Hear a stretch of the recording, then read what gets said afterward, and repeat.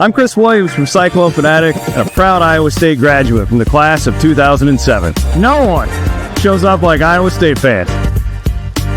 And Cyclones support Cyclones on and off the field. Your gift can provide scholarships to students, fund groundbreaking research. We could even drum up opportunities for the marching band. Visit MoveWhatMatters.com to learn how you can make an impact today.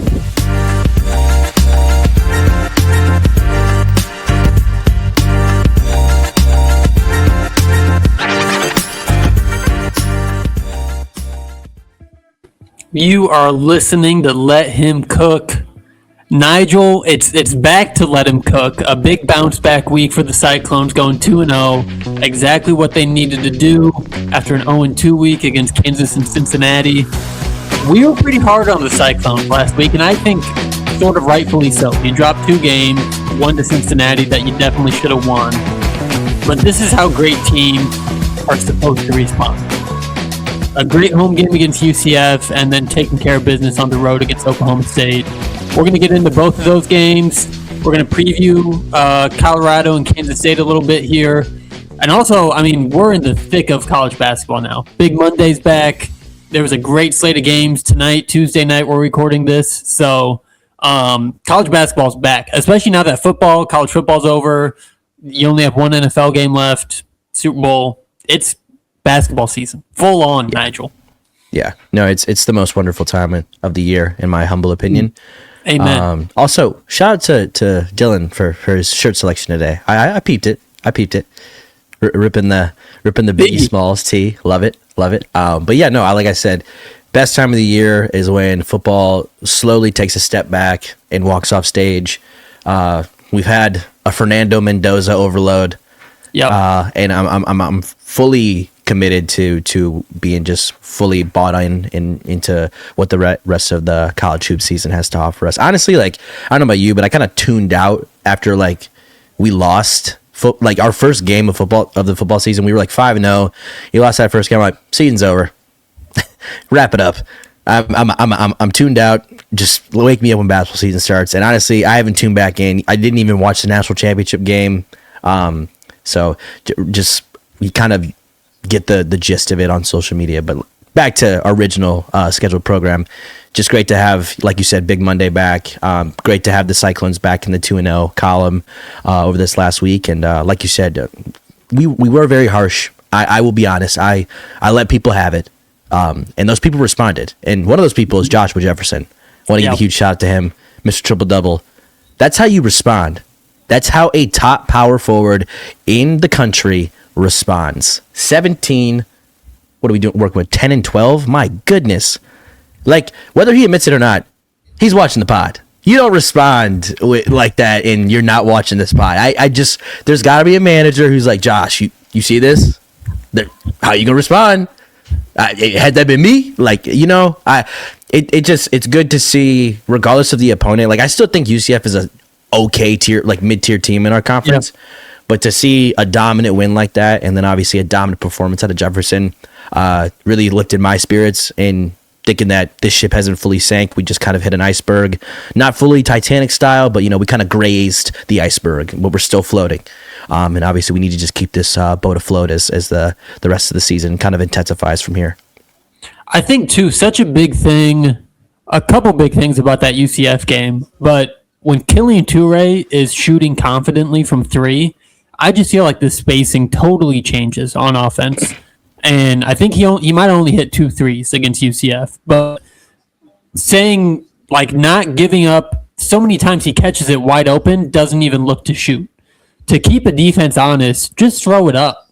I don't care if you're a 30% three-point shooter. You have to shoot that open 3. That's too good of a shot, especially if you're in the corner like that, to pass up on. And that gives Joshua so much more room to operate in the post. It gives Momcilovic one less help defender to worry about. Like, it just makes everything easier on kind of your big star offensive players. Mm-hmm. No, I couldn't agree more. And again, for us to be, from a talent perspective, one of the more balanced starting fives we had in the TJ era, It's very crucial that we don't have a crutch like a freshman Tamin Lipsey when they were essentially doing the Ben Simmons rule on him and just taking a step back, let him shoot whatever. You got to, like you said, you got to keep people honest. And from what Toure can do on the other side of the ball, I think it was like six assists, like 5 steals. Like, that's ridiculous from a freshman guard, regardless of who you are.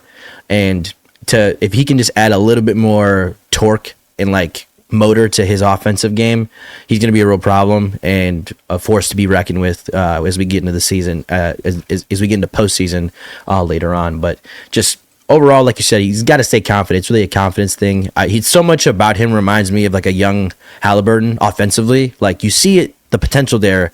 May need another year to really develop, but you're seeing spurts. And honestly, at this point, you got to let that defense that is such like a strong suit of his game, like, let that do the front talking, and then the kind of the offense just follows from there.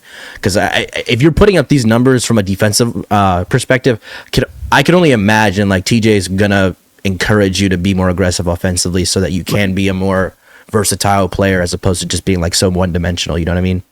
Yeah, and he's getting on the court. I mean, he's starting because of how good he is on defense.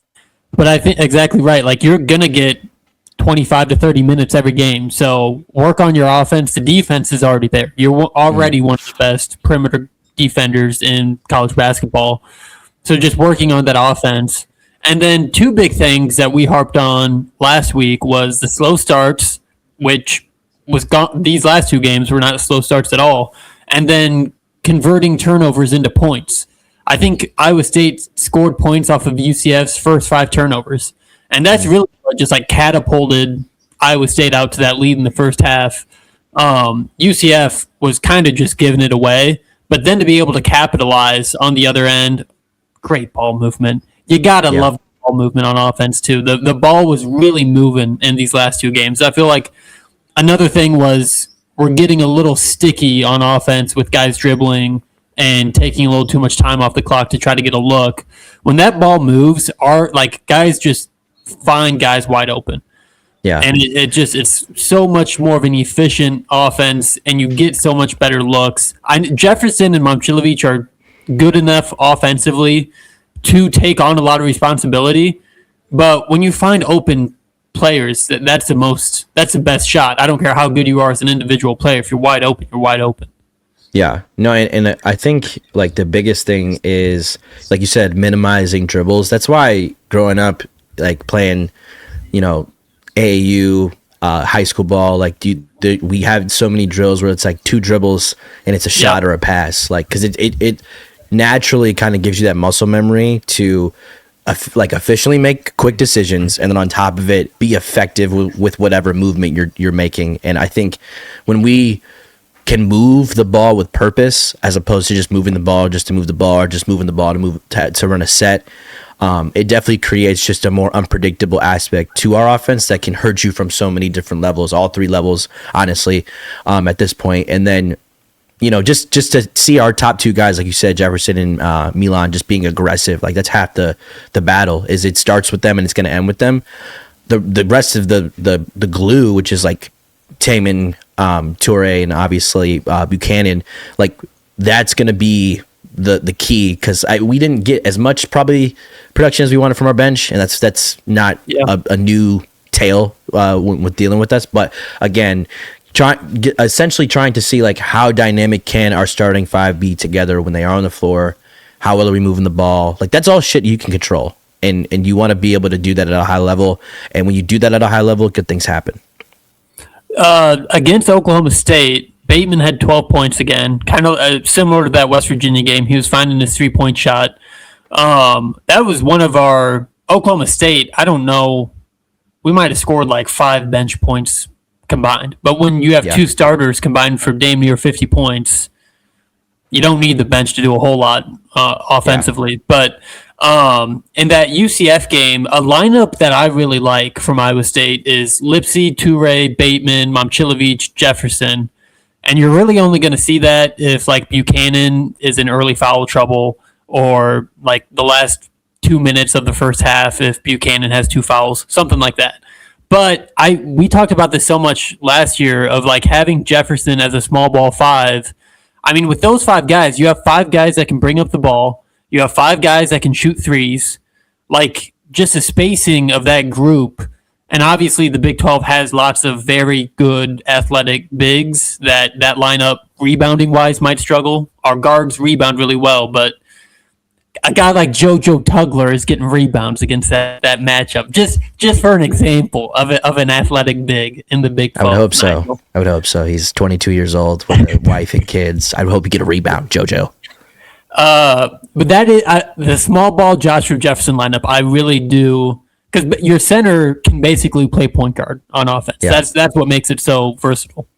Well, at times, after the Kansas game, I'm Sure. real like. He can Josh, bring it up. you can bring it up, but like two dribbles and cut, bro. Like, what are we doing? No, but it's nice to see kind of I think the impact that, a Bateman can have off the bench. Like, you don't need to necessarily be 10 deep to be considered a good team. Helps for sure, but when you just know who your guys are, and then you can go small, and then that big, whoever's playing the five is usually like a dynamic wing or a really versatile four.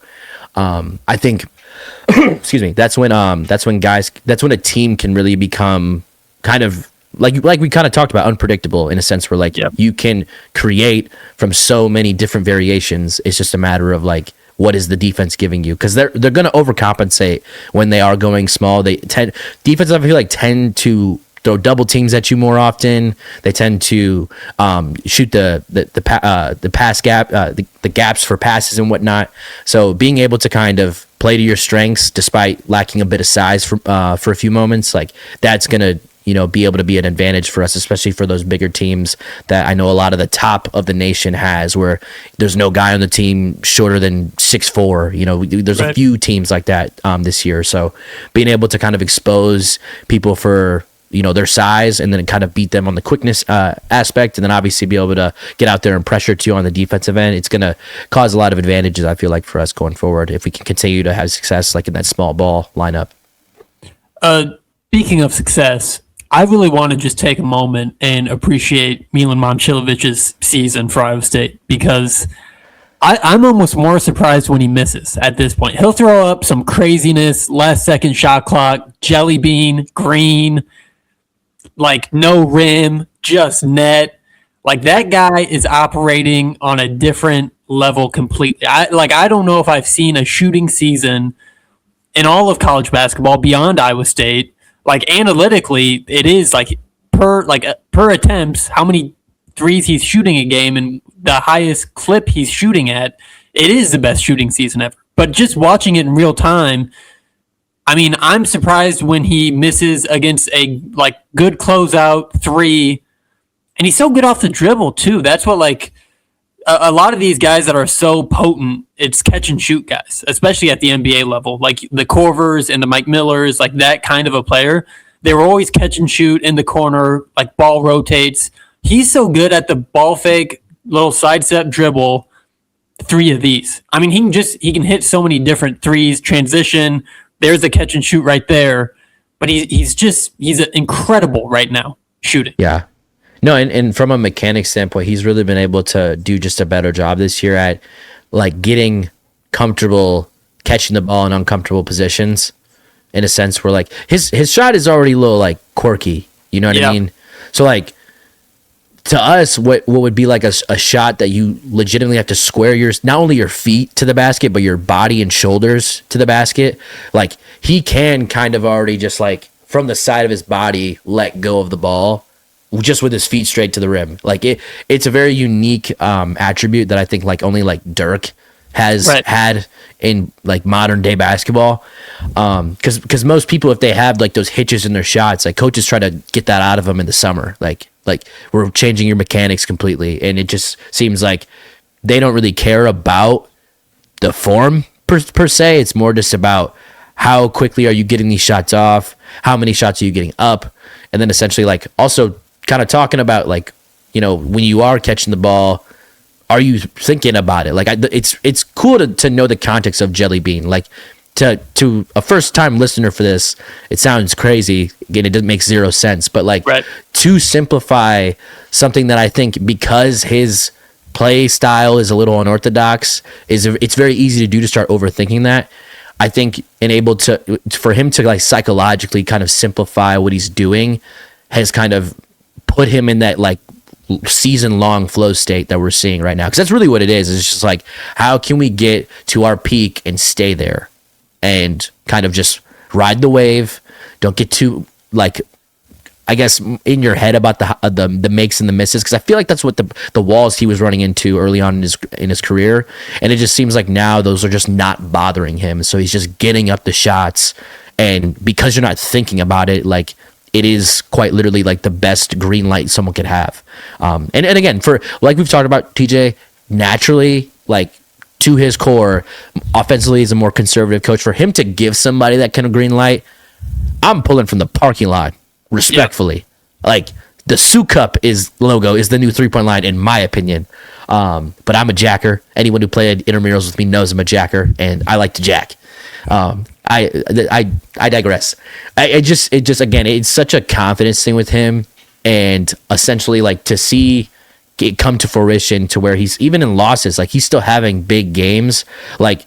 That's the point. That's the point we need him at all the time, so that he is such a liability for defenses that it just opens up the floor for, oh shit, we got to guard Jefferson. Oh no, Taman's cutting down the lane. Oh no, Toure, he's wide open for a 3. Like, oh god, they just lobbed it to Blake. It's gonna cause so much havoc naturally, and it starts with Joshua, but it also is like it's gotten to the point where Milan's almost like a 1B, if that makes sense, when it comes to options offensively. He's averaging, I just did the math quickly, 36 against Cincinnati, 20 against UCF, 29 against Oklahoma State. Not a math major, but I'm pretty sure that averages out to 25 points a game in his last 3. He scored 75 points in his last 3 games. Yeah. And that 25 points a game as a college player is, I'm guessing the leading score is like 23 points a game in the country. It's usually right around there. What's Boozer getting? It's probably 23. Yeah. So he's just on a tear. And Jackson, our producer here in the chat, are you worried about a drop-off coming in the near future? I don't think so. Like you said, Nigel, shooting is so much a confidence thing, and it seems like he just has all the confidence, and why wouldn't you? If we're surprised when he misses, imagine him. Like that guy's missed 10 shots all year, it feels like. So shooters shoot. And then the other thing, you were talking about Lipsy. Him and Heisey, the kind of like 2 ultra senior, like Taman Lipsy has a wife. You know, like that's a grown ass man starting point guard right there. And he's Nate an iPad Heisey, kid, but I guess Nate Heisey started at UNI, I think in like 2014. So those 2 guys have both been, they've played millions of college basketball games. And I think just production-wise for them, like the last couple games, Taman's had like 9 shots from the field, makes 2 or 3 of them. And he still does that thing where it's like, okay, if we really need a bucket, Taman's probably going to make it. He finds a way to make the ones that we really need. But if he starts to unlock kind of that gear that he had early in the season when he was getting, he would score 20 points in a game, something like that. And then like end of the year Heisey, we might not need Milan to score, 24 points and 6 for 10 from 3. If you get a combined 25 points from Taman and Heisey on an off night from Milan, like you're going to be fine. You're going to win that game. So I think just like it depends. If Momcilovic has an off night and everybody else kind of has an off night, and we kind of saw that like Kansas, nobody really played that well against Kansas. You could mess around and lose, especially on the road. But if other guys step up and other guys have the opportunity, I think like where the law of averages says Milan should start getting cold, I think that only means Taman and Heisey should start making more shots. Like I think it ebbs and flows. And it all comes back to if you have that many options and you can be unpredictable like that and you don't know who's going to go for 15 or 20 points, that's so hard to scout and so hard to prepare for. Yeah. And again, like you bring up Heisey, Lipsy to that bunch, and then God forbid our guys Bateman and Toure come to play. Right. Like the list can just keep going on. And again, the unselfish ball movement, the shooting with confidence, like that is contagious. So to be able to have that play style, I would like to idealistically like have that going forward in all of our teams, where we're kind of playing that San Antonio kind of Golden State-esque basketball sometimes, and mixed in with like really aggressive defense. Like I think it's like the best, excuse me, the best of both worlds.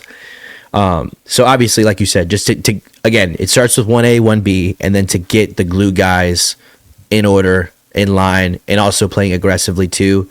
Like the sky really is the limit for this team. It's just a matter of like remembering who you guys are and what makes you successful. Like it is, and we've been very offensive heavy, but like your identity starts with defense, and it always has started with defense, no matter how offensively talented this group is. So I feel like as long as we keep that, again, like I said last week, the main thing, and we keep playing an aggressive style of offense, good things are going to happen. Like we're going to see the results. It's just a matter of time. And you will have some off nights. And again, get them out of the way in January while it's brutally cold and everyone's season's still alive. But with our best games in front of us still, like I still feel very confident despite last week dropping 2 games, and just seeing the team be able to bounce back. It was just really refreshing, and I'm just excited to see kind of how we finish out this like last mid-tier section of the season. And then as we talked about it a few weeks ago, the gauntlet, it's coming. It ain't going anywhere, and you got to go through it. I remember that UCF game in one of my group chats. I was just like, I'm having fun again. Like the 2 games before that, not that fun. When you beat a team by 30, a conference opponent, and like you said, I think UCF could be a bubble team, and you just whoop them by 30. That's a fun time. Yeah. Speaking of 30-point leads, that at halftime, Iowa State was up on Oklahoma State 51-21. Now you only win that game by 13, which might be kind of a disappointment when you're up by 30 at halftime. But Nigel, you tell me, on the road, I feel like you win any way you can and you take it. I think Iowa State played fairly conservative in that second half and really used the shot clock. They knew how. I mean, they're by 30. They knew what it was. They knew they kind of had it in the bag as long as they played it safe in a slow game, slow tempo. So just the splits of the halves. It's 51-21 at halftime. Oklahoma State outscores Iowa State 50-33 in the second half. Is that anything more than like Iowa State knew they were up 30 and they just want to get out of there with a win? Yeah, I think just being in Stillwater, Oklahoma, will just kind of give you this feeling of like, let's leave. Let's get out of here. here. We're here. We did our thing. Yeah. Let's go home. No, but I mean, it's human nature. I think you naturally take your foot off the gas. I think naturally to get off a 30-point lead at half, like that's going to gas you. Like you're going to be tired, regardless of how upbeat the morale is in the locker room. Like you're going to be just like the fatigue is going to be low. The Gatorade logo is going to be on. You're going to need some Gatorade. And naturally, it's just, again, fighting human nature, kind of what? I was like, Victorious Miller, minus 28 plus minus. Get that guy off the court, Nigel. Yeah, that was the guy that was hurt in the first game. He should have stayed hurt in the second game. My goodness. Minus 28. Look at, none of his other teammates were even, there's a couple minus 12, minus 13. That's no, crazy. But again, someone is going to get screwed in a game like this. Yep. Like when you're down 30 at half, like the metrics kind of go out the window. Like you could come back and win this game, and like you'd still be like a -6. Right. If you're that guy, like it's not going to help. Minus 28. It's crazy. I don't know but I think really it just comes down to, again, taking your foot off the gas, more so just being tired. And really, like, that is a situation that this team has not been, like, used to. Like, where you, like, things are going too well. Yeah. And we're on the road. Okay. What do we do now? Like, it's always, like, easy to respond. You can, like, rah-rah everybody out. But again, like, to see us play a more conservative style basketball second half is probably just, like, we're going to run our stuff. We're going to try to get good looks. And then sometimes, like, you start getting a little predictive, or predictable, I should say, like, when you start to run your stuff and you're not moving the ball, like whatever. I think that can be times where teams kind of shoot themselves in the foot. So it wasn't really necessarily like something I'd toss on the players. I think it was just more like of a program decision of like, we're just going to play to the clock, try to get good shots. Everyone knows Milan's going to be touching the ball. So really whatever the play is going to end with Milan probably shooting. So just be ready for that if I'm OK State. And then it gets a little redundant, and then you can find yourself creeping back into a game like that. And then again, you if you're OK State, like you have the benefit of being at home. Like people probably didn't sell out Stillwater. However, the reality of the situation is like people still were there, and like whoever is there, like they're gonna try to rah the team back, because the best case scenario is you beat the number 9 team in the country. So it's human nature, and essentially just trying to overcome that. But again, there's a lot of versions of us in the past that would have blown that. Yeah. So again, that's growth. We have to be acknowledgeful of that, and I commend people like Taman, who probably told locker room horror stories about the game at Tech that Nigel had a lot of American currency on, and they blew it on the road. That's when experience matters, I think, too. It's like to have people double down and kind of back up why you do need to stay in tune and make sure we get out of here in one piece, because things happen. Crazy things happen in the Big 12 specifically. Our refs love to take a good half line money line and just switch the game up out of nowhere. Right. So you tend to fall to the victims of human nature, and it just seemed like this group kind of fought through that, and obviously came out successful despite the slow second half. It was really like 30 minutes of really solid basketball. And then like the 10 minutes from halftime until 10 minutes left in the second half, that was like, so it was Iowa State had a 51 at halftime. That had 56 points with 10 minutes left in the second half. So only scoring 5 points in 10 minutes, that's not good. That's real bad. Yeah. But then they went on and scored 21 points in the final 10 minutes. So a strange game, but like you said, I think some of that is they obviously see the scoreboard going into halftime. You don't come out with that desperation or that fire because you're like, we're up 30. We're going to get out of here with a win. Like, I don't even think it's like that calm. It's like, dude, we're up 30. Like, yeah. I think it's like, I can see like Milan like laughing about that. Like, right. Just people are just cracking jokes. Like, it's the vibes aren't serious at halftime. And then to think like, okay, you play a good 30 minutes of basketball, you still got 10 minutes of basketball. The coach on the other side, due to pride alone, is going to keep his starters in. He's not putting in the walk-ons for 10 minutes and turning this into a JV game. Like, unfortunately, like, it does kind of suck to get going that quickly, because you still have a lot of ball game to play, where you do kind of just have to manage the game at that point, which we haven't had to do much of per se. But again, I don't hate this loss just because of like the context of going into the half like up that much. Like, you give yourself enough cushion, you can allow that. Like, if 50 points is crazy in the second, I'm not going to sit here and say it's not. Yeah. However, like, is it the worst thing we saw? No. Like, we've been through a lot more heartache.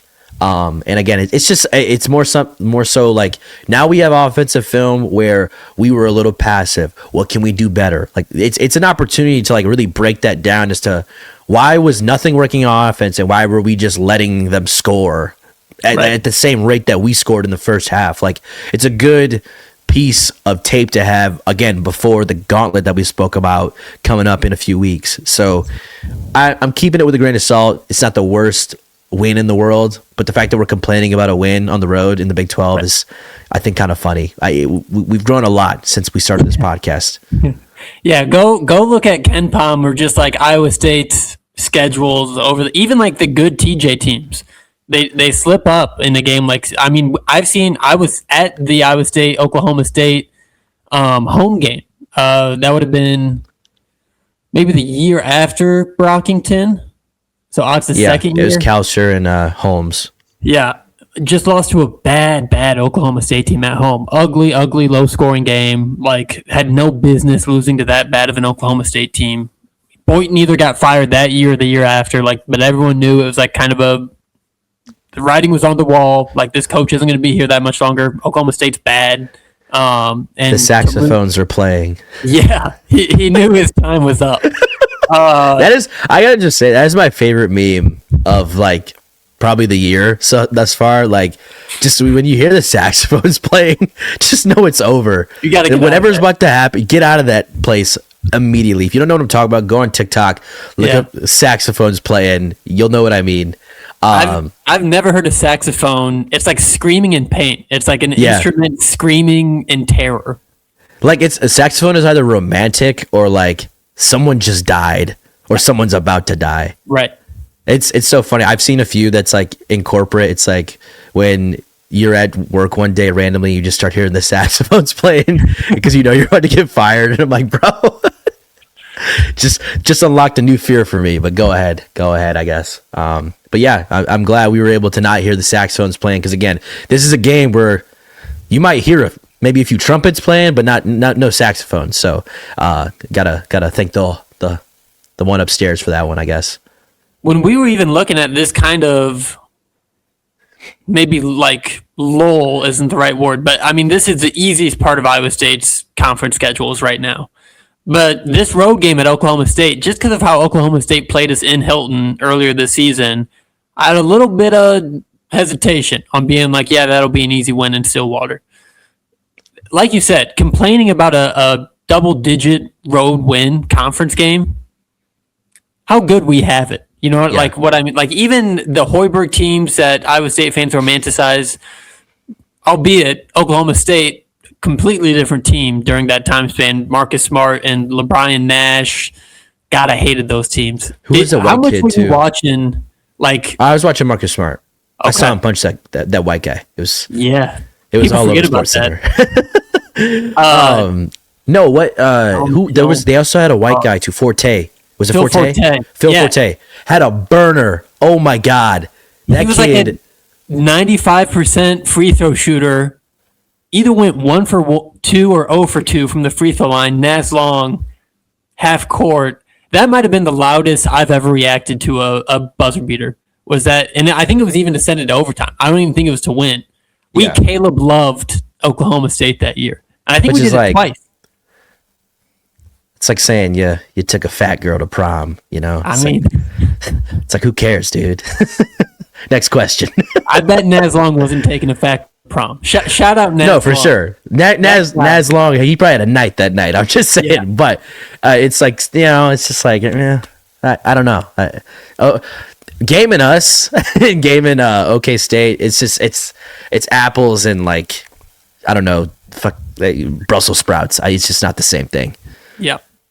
But yeah, to be here and you look at the schedule ahead of us now, you got Colorado on Thursday. Also, what is strange? Like, I never remember playing a conference game on a Thursday. I don't know if it's because there's too many teams. You have to. That's what. Yeah, but why though? Like, what? Actually, why? Why couldn't we have played tonight? Because that makes too much sense. I realize like conferences are just corporations, and when they make these games, they just do stuff. They don't put much thought into it. Like, look at the tail end of our season. That is crazy. Somebody who doesn't care about us, Dylan. They don't like you. They don't like me. They don't like Jackson. They don't like any of us. Like, that is somebody who's like, this is crazy, but keep it. Like, they got in a boardroom, they saw this, they're like, yeah, that looks good to me. TJ, here's what we're dealing with. And he's like, oh well, I do like my nice house in Ankeny. I guess I better deal with this. So you gotta kind of just face it for face value. But the way the games are set up, I mean, it's just for TV. Like, it's not. Anytime you have a question of why is this at this inconsiderate ass time, it's because TV wants you to watch TV at that time. It's that simple. Like, otherwise we would never have a West Coast time game. Like, it would just be all translated to the East Coast, and they'd all just be playing really early games. It would never be like convenient for West Coast people. It would just be like, nah, like, we're just gonna translate everything to the East Coast. Like, God forbid and honestly, I don't know why they don't do that, because God forbid people on the West Coast watch what would be a 7 p.m. game at 5. Like, you get a ball game with your dinner. Like, what's the problem? What is the issue? So if you got a problem with it, blame the West Coast. blame TV. I'm shocked we have this many like primetime games, to be perfectly honest with you. But it makes sense given how good our conference is this year. Right. I mean, when you play 5 top 15 teams in a 6-game stretch, I know, but you know what I mean. I still feel like we weren't getting this type of respect a few years ago. So it is. People are waking up to like, okay, the Big 12 is like what we thought the SEC was gonna be in the NIL era is like, nah, the Big 12 is just that all the time, and it has been pretty much this whole decade. Like we're 6 years into the 2020s. And since COVID, like this has been just like pro, like national champion, Final Four, national champion. Like it's overwhelming how much talent is just oozing out of this conference. And just when I'm looking at the rest of this schedule, it's just the biggest gulp Nigel has ever taken in his life. Yeah. I mean, I think these next 4 games at TCU is not going to be a cakewalk, but like those next 4 games are must wins because you don't know what the hell is going to happen. Yeah. And that from Valentine's Day until March 2nd, hold on to your butts because my God, I'm sure every Big 12 team has some kind of gauntlet. That one has to be the one thing I will say. I'm really glad we get Houston at home. We already played Kansas on the road, so that's kind of a whatever. And I'm really glad we get Texas Tech at home. Yeah. Arizona on the road sucks, but I think we have some demons to exercise down there. And if like our big 3 of Taman, Momcilovic, and Jefferson, they better take that game personally. I'm going to take that game personally. Honestly, if I'm TJ today, by the way, that was January 27th of last year. Caleb, why ruin my day? I hope you had a terrible, terrible January 27th. I hope your car didn't start in Portland. I hope you were late for the bus. I just hope you had Deja awful Kelly day. Did heinous things to make you look silly. Anywho, I do think that for specifically for March 2nd, TJ just needs to walk in there, don't say a word, toss on the projector, and just loop it. Don't take your hand off the remote and just keep looping it. Make everybody sit there for 50 minutes and just keep watching it over and over and over again until someone gets up and says, "Coach, I have a problem with this and I'd like to fix it." And the only way to fix it is if we kick the teeth out of the Arizona Wildcats. It's that simple. Amen. It's that simple. Like the rest of the season, I think there is like a little bit of, I think, psychological, just like amp you can kind of spark into our team going forward. Like last year, Houston weren't able to beat them, and then they were exactly where you were in the spot that we could have been in last year. When we underperformed, they overperformed. They took down the top overall seed, and it came down to the final possession of the national championship against a really good Florida team. Like, that could have been Iowa State. So, like, again, if we're really trying to get under our guys' skin so they are going out and playing aggressive and with purpose, there's a lot of ammo from just past trials and tribulations that I think TJ needs to bring back out of the archives here. I also, not to put the horse ahead of the wagon, but it's the other way around. Wagon ahead of the horse. I've never ridden a horse, man. I don't know. Yeah, I've never been in a wagon. Touche. Texas Tech, I feel like it's the other way around, where how we beat them at their place last year on that last second layup. I'm guessing JT Toppin is going to come into Ames with, and also Cinema, JT Toppin and Joshua Jefferson. Yeah. My God. Like that'll be those are 2 of the best players in the country going head to head. They might not guard each other the whole game. Yeah. And then Christian Anderson getting guarded by Killian Toure. This is just what you were saying. Like the Big 12 is so loaded that every single one of those games, that gauntlet that Iowa State goes through, you could pick the individual matchups and just be like, yeah. Here's the question. We were talking about this last night, watching the Arizona BYU game. Arizona, we'll get to this more, but I think they're easily the best team in the country right now. But the way AJ DeBanta plays, who's going to guard that guy for us? I mean, is Toure too small to guard him, or do you think he can agitate him enough? Because DeBanta doesn't really, he likes to work on the perimeter, and he likes ISOs. he's not super trying to get downhill. Not all the time. He likes kind of that mid-range pull-up too. Yeah. I think this isn't a traditional BYU team though. Like we kind of talked about it yesterday. They can't shoot as well as they used to. So I think the advantage would be Toure face guarding him as opposed to just like hoping to God they don't switch, because they're going to try to get a switch where Milan's guarding him, and then it's like that's the matchup they want probably. Yep.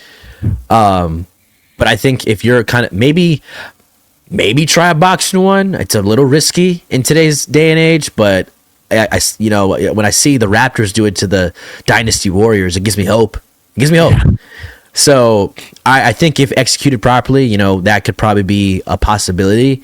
But I definitely think like Toure's full focus has to be like, no, you don't let that guy leave the locker room without knowing what he had for breakfast. You don't let the guy get out of his car. Like you following him from the time he hit on his car, you're following him into the arena. You're asking him how his day was. You're walking him into the arena. You're standing outside the shower because people have boundaries. But you're going to be there. But again, he's got to be in his draws. No pause. Like it's got to be that type of night. And essentially, I think that's like our only... I think you could throw Lipsy at him, but again, it's like, how much will that work? Because I feel like Lipsy is prone to foul when he really turns it on from a defensive perspective. So like I don't want to get him in like ticky-tack trouble. But again, I think you kind of just got to throw the toolbox at a guy like that. It's not really about like, is one guy going to stop him? It's like, no, you're probably gonna have to throw a few double teams at him, and that's okay. Our big thing is just making sure like rotations are there. And for a team that can't shoot, it's a lot easier to commit to rotations. Like I think that's what takes teams out of, or puts them in poor rotation, is they're subconsciously worried about shooters on the opposite wing, because they don't want that huge skip pass to just be an easy three. But again, with a team that kind of does struggle from the perimeter, like I like my chances. And again, it's like I almost rather would have the rest of BYU beat you as opposed to AJ. Like AJ's gonna be AJ. Yeah, it's not gonna matter, and you kind of got to live with that. But again, it's like you can't have like what's his name? Number 30 from Southern Illinois. What's his face? BYU? Yeah. I'm drawing Kennard Davis. You can't have like Kennard Davis have like 24 points. Like, yeah, you're going to lose that game. You can't have, not Dusty Baker. That's the Houston manager for MLB. What is his name? Dawson Baker. You can't have Dawson Baker have a huge game. Richie Saunders, again, is someone you're going to have to really watch out for. But again, that's a more tangible lineup for like a Milan. Like matchup, I should say. But yeah, no, that's going to be a very interesting game. But again, I'm glad we're kind of holding off on them until we like have a lot of film on them, so that you really can have a lot of things to kind of toss at them. But again, it's going to be just kind of throw in the toolbox at both these teams, both Arizona and BYU, because it's going to be like bring your lunchbox, because it's going to be a long day, like for both those games. Iowa State, is there one of those games out of that 6-game stretch? Actually, let me ask you this. That Utah game is the elephant in the room in that lineup. It's like, it's gold medal, all-star, Hall of Famer, number 1 team in the country, Utah, Final Four contender, national champion. Is Utah a trap game, or is that going to feel like just a bloodbath, because it's like, oh my God, this is what playing a non-top 15 team is like? No, I think if it was a Monday game, yeah, it's a trap game, because you're just coming off a weekend. I think Monday gives you enough time to like lock in, because you're either going to come from a loss at BYU or a win. Regardless, you're going to be pretty motivated to just get this out the way. And again, I like how, regardless of how hard this is from a schedule perspective, like you're not doing too much traveling. Like you're just doing like pretty quick travels. The rest of the way here. The going home from Utah just to go back to Arizona is a little counterintuitive, but I digress. I still think like, despite the late start, despite it being on a Tuesday, I just think it's still like, you're talking about the worst team in the league, and It's like if you're gonna play your best basketball of this part of the season, I would hope that Utah game does not disturb that or disrupt that. Like I hope it's just continued momentum you can keep carrying into the year, because like the games in between that are gonna be so high intensity that it's like, why take your foot off the gas now, like at Utah? It's just kind of pointless. Like you might as well just put it away early. And worst case scenario, you have an OK State type of situation where we're up 30 at halftime, and yeah, they crept back in the second half, but who cares? But again, I just think with the sandwich that game is in with Tech and the BYU before it, it's like there is no point to play like passive or come out soft, especially with it not being a Monday game. Like those Monday games are weird. I don't love Arizona on a Monday personally, but I don't think it's too out of like our wheelhouse to be able to go in there and handle business. But again, I can see how you'd be anxious about a Utah game, which is crazy because you talk a lot of shit about Utah. And last time I checked, Keith Van Horn is not walking through that door anytime soon. So Lauri Markkanen. No, he was Arizona. Who am I thinking of? Keith Van Horn. No, another tall. Jakob Poeltl, Kyle Kuzma, DeLon Wright. Sweet 16 team. Those are the only 3 Utah players that I think I can name right now. Keith Those Van Horn? twin brothers that played last year. I don't know their names. They had a good YouTube channel. Oh, good for them. Sure. Was Gabe Madsen one of them? Did Gabe Madsen have a brother, Jackson? Yeah, it is. Okay. Shout out the Madsen brothers. They like warmed up barefoot. That's really all I remember. That's the shit about Utah. That is, what are we doing? yeah, that is some Utah shit. Put some shoes on. What are we doing? Like, oh my God, that's crazy. Are they of my skin color? No. Okay. That's on brand then. Never mind. They're granola kids. They probably had an organic mom. She probably took them hiking. It makes sense. No shoes warming up. Crazy. That is wicked. I do want to preview Colorado and Kansas State a little bit. Kansas State, as we were starting this podcast, just lost to West Virginia. And Colorado, I want to say, is on a 5-game losing streak. 1, 2, 3, 4, 5. But in that 5-game losing streak, they lose to Texas Tech by 2, lost to Kansas by 6. Both of those were home games. I will say, Iowa State just blessed to have 3 wins against Colorado last year. Crazy that we played Colorado 3 times. They were worse last year than they are this year, I think.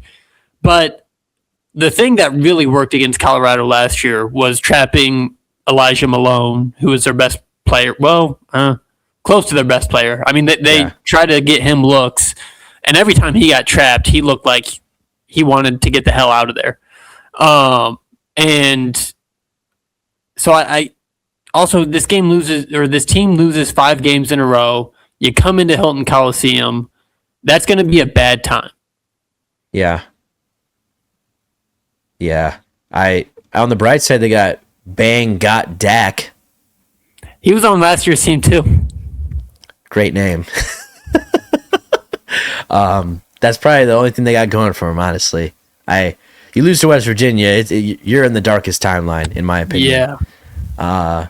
Doesn't really move me. For us, get it over with. Like, let's move on. Because we got bigger fish to fry coming soon. They also let UCF score 90-some points, and we held UCF to under 60. Yeah. Smells like Buffalo Wild Wings in here. You hungry? Yeah. I'm thinking about a 10-piece traditional. Little buffalo steak. Yeah. Some fries on the side. Medium rare. Lemon pepper. Yeah. Yeah, it smells good in here. Sounds like lunch to me, in my opinion. What would be like a disappointment? A loss in either of these next 2 games is abysmal. All-time bad. Kansas State is on the verge of either like a desperation win or straight up giving up on the season. If that team did not have PJ Haggerty, they would have like 2 wins on the season. They're crazy bad outside of PJ Haggerty. Well, since we want to talk about 1-year anniversaries, don't forget a year ago. So it wasn't a year ago, but on February 2nd, 2025, I believe K-State came in and killed our home winning streak over the last 2 years. Yeah, they So did. same type of Saturday environment, although we get to play at their place this time. Again, more tape you can pull up. Like even in the crappy games this year, like you could just pull up some tape of like, here's why we should kick this team's teeth in, and then just show the film. The tape does not lie. And I don't know, for if I'm Milan, I'm itching at that. If I'm Joshua Jefferson, I'm itching at that. Again, little small things to motivate a team that is maybe a little above this game. And I think, it's going to be able to kind of be the edge you need to get through this last stretch before it gets serious. These two games need to just be, again, I hope it's similar to UCF and Oklahoma State, where you come out, you set the tone, and you never look back. Yeah. You're just like, let's punch them in the face, be up by 20 to 30 points at halftime, and not even have to worry about the second half. Because even when Oklahoma State was coming back, that game was never in question. Moved. I took a nap. Yeah. Dude, at halftime, I took a nap. I went to sleep. Like, oh my God. And I woke up, I was like, oh, that's strange. That kind of came back. It was honestly really nice that 10 minutes out of halftime, I just watched Houston and Texas Tech on the other part of the screen as that game ended. And then I tuned that was a good out game, too. That was a really good game. The Big 12, Jackson, can you pull back up that Big Monday? Because, Nigel, I don't mean to shit on the ACC because I do it all the time. Dude, I'm not this ACC advocate. I like one team there. You're a Duke guy. How many times you see Duke up there? I see him a hefty amount. Yeah, they should honestly be there every Monday for the ACC, as good as Duke is. I would hope. Yeah. They just slapped Louisville around. Louisville has 3 Big Monday games for what? They thought Mikael Brown was going to be Steph Curry. He's Syracuse more like buttered chicken. What are we doing, ACC? How would you feel if the SEC replaced the ACC on Big Monday? Would that piss you off? No. Like as a hybrid fan, as this fan base knows, I look at it as simple as this. Like how on steroids the out of conference season was for Duke this year. Like those are my priority games. Like I was so mad that we lost to Tech. Right. I was so mad because they're up 17, playing great basketball, and Christian Anderson just starts throwing stuff at the basket, and it's going in. And I'm like, this guy is doing black magic. This is not real. And it's just something like that'll give you the one loss of the season, and it's only by a point. But again, the way I've viewed the ACC the last 2 years is like, just get through it. Like, Carolina is going to be Carolina. It's whatever. You already swept Louisville, which I told you at the beginning of the year was the only other team that I was like remotely worried about. The rest of the season is kind of fair game. Like, it's just like, go out there, play your brand of basketball, you'll be fine. I'm a little intrigued about the Caleb Wilson Cameron Boozer matchup, but that's like the only thing I'm worried about going forward with the ACC. Like, Duke has to still play Michigan in late February in I believe Madison Square Garden. So like, there's bigger fish to fry for both of my teams. So I need to get a lot of grease because we're frying a lot of fish. Duke, how did Duke and Carolina not have a Big Monday game? They never play on Monday. They always play on Saturdays because they get the whole day. No, because you're gonna have the whole day. They do get the whole day. To everyone else, no offense, Nigel. Duke and North Carolina is like, oh, that's cool. Yeah, game day is gonna be there. I won't lie. I'm gonna watch 14 college basketball games still that day. Duke North Carolina will be one of them. No, but it's not gonna stop my day. The whole slate is great, but like there's like an ESPN show there the whole day, like at Cameron. So like, and they usually toss in like a documentary. It's like Roy Williams and Coach K talking about the good old days or something. Like it's always just something. And then there's usually a few packages on the actual players. This year, there's so many storylines. It's not even funny. Like with Caleb Wilson versus Cameron Boozer, the Boozer twins carrying on the legacy of Carlos. Like as a journalist, I would be crying. Oh my God, the content would be out of this world. Anywho, but you're right. To the rest of the Saturday, it's a very great slate. It's usually like Kentucky, Tennessee, Duke, Carolina, a few other solid Big 12 matchups. So like, kind of like rivalry week. Yeah, like they kind of do that where it's like the rivals that like conference rival games. They don't like state rivals because like it's not like Kansas State, but it's like someone else that would be considered a rival in your conference. But again, there's a lot of good basketball on that day. I don't think you should just watch one game. I think you should watch all of them. So, but to answer your question, it wouldn't piss me off if we never got a Monday back. I don't care when we play. I just want to play and win. That should be the mindset. Like, I hate that Iowa State kind of fell into this category of like, oh shit, it's Monday at 8 p.m. We're gonna lose. Like, why is that a problem? You should just roll out the balls and win. Like, let's not overcomplicate it. But like, we tend to just find quirky ways to lose, and I can hope that going forward we're in good shape because we play Arizona at 8 p.m. on a Monday, I believe, and that terrifies me. Illinois, Michigan State will be a really good game. Whew. Jackson's rolling through some of these. Houston, BYU. Again. Yeah, that's crazy. What an end to that day. I totally lost my train of thought there. Take your time. Nigel, help me. What are we talking about? You said, would I be mad if Duke never had a Monday night matchup? No. Oh, Duke and Carolina, big Monday. I have no idea where I was going. Jackson started showing games, and I just got excited about that eventual weekend. Bro started mouth breathing. Whoa!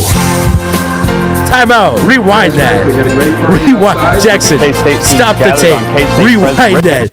Whoa! That man was on a public plane. He was flying coach with his socks. We got a great party outside. The smell, bro. Gathered on K-State President Richard Litton's lawn, chanting "Free Quan."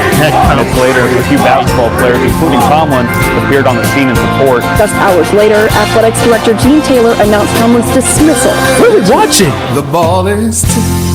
He just grabbed his man. Hey, yo. Complaining that someone from Iowa State was using a cell phone to That crash out was crazy. Ludicrous rumors. Well, he saw Connor Stallions behind the bench, apparently. This isn't a Connor Stallions thing. This is stupid. I know you saw what you saw, but I'm not going to talk about it. And others need to be much more careful with their words moving forward. And we had more dudes than they did today. My wife might be kind of mad at me. I wasn't trying to get a tech. I didn't say anything, and then I got a text telling Gary that he was the adult because he was chirping with one of my players.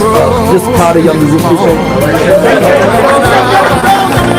No, he just didn't want to shake hands so far. He just did a flyby. It's fine. We got our kick there. We shook everyone's hand, so I guess it's different here today. He might be the second biggest flopper in our league. The number one flopper plays for Iowa State. He's really good. Taking a mental, right? What is that? Is one of their staff members, first staff of manager, who is about to K-State bench and pointing at a number of areas, and Danny's going to help. I'm just telling you, I'm really excited about next week. I believe we're going to be in the NCAA tournament, and I'm excited about next week and what God has in store for us.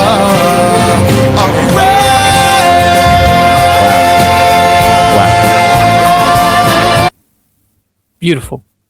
Art. All my homies hate Jerome Tang. Man, Also, Jerome Tang had so much that for run he had to the Elite Eight with Marquise Noel, and who was that big guard? Keontae Johnson. Yeah. From Florida. Those two guys, that team rocked. And since then, he's been the corniest cornball loser of all time. That's coming from a white kid in Iowa. Think about it. Yeah. I know Think corn, Jerome Tang. I grew up about this far away from a cornfield. This guy knows corn and ball. That's it. So, That's it. That's all I know. That's what Dylan's saying. The streets are talking. I don't know, man. I don't know.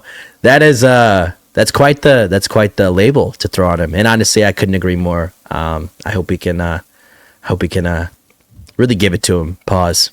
But on Saturday, and I also put these allegations to rest. My God, like how low do you have to be? Like, the manager's cheating. Like, are you like, is this early dementia? What's going on, boss? How many fingers am I holding up? Like, you good?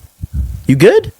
It's just the sporadic behavior. Like as an AD, you have to be concerned. I don't know how you just like say, oh, it's just Jerome, just being Jerome. Like, no, Jerome needs to go home. That's what he needs to do. I also, Nigel, if this is the last minute of the podcast, it's well worth it. I'm a sicko. I'm on KenPom. I'm looking at St. Louis. Go Billikens, by the way. Their KenPom page, it is a masterpiece. They're the number one offensive effective field goal percentage, number one defensive effective field goal percentage. They're top 3 in offense and defense. No, top 3. Yeah. Top 3 offense, defense, 2-point. Top 5, 2.3 point. Josh Schertz, what he's done at St. Louis is made sure his team never misses and make sure the other team always misses. And my nightmare is that Kansas State is going to fire Jerome Tang and they're going to hire Josh Schertz from St. Louis. Because that guy is going to be the best hire of this coaching cycle. Because I think he leaves St. Louis here. He's losing Robbie Avila. That team analytically is like amazing. Like they could be like Loyola in 2018. Yeah, crazy efficient. Ungodly. I'm not gonna lie. If there is a mid-major in the Final Four this year, I will light myself on fire. Wow. And you can bookmark that. Heard it here first.